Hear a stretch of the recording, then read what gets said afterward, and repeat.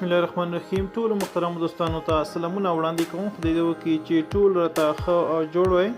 محترم دوستانو، طیب نړۍ چینل کې درته بیا هم ښه راغلاست وایو. د ټولو دوستانو څخه هیله کوو چې که تر اوسه پورې مو کوم چینل چې دا هغه نوي سبسکرایب کړئ، همدا اوس یې سبسکرایب کړئ. یوه ورځ یو کس راغلو، حضرت علي کرم الله وجهه پوښتنه وکړه: ای علي، بهترینه ښځه کومه یوه ده؟ حضرت علي کرم الله وجهه ورته ویل: په هر هغه ښځه کې چې لاندې 3 عادتونه موجود وي، هغه تر ټولو نه بهترینه ښځه ده. بیا سړي وپوښتل: کوم 3 عادتونه؟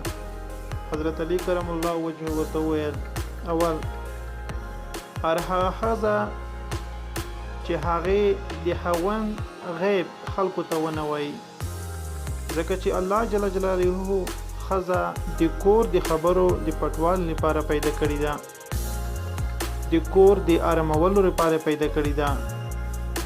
هغه ښځې چې د کور خبرې بل چاته کوي، الله جل جلاله هغه نه خوښوي.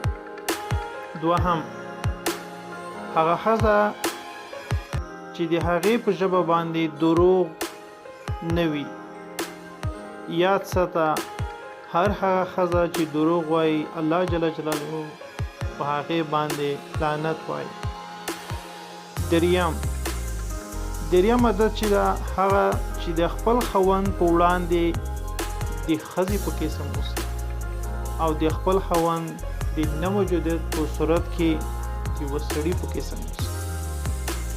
ای د خدای بنده، په کومه ښځو کې چې دا 3 وړ عادتونه موجود وي، هغه د دې ځمکې په مخ بهترینه ښځه ده. نو محترمو، دا د حضرت علي کرم الله وجهه ځواب و.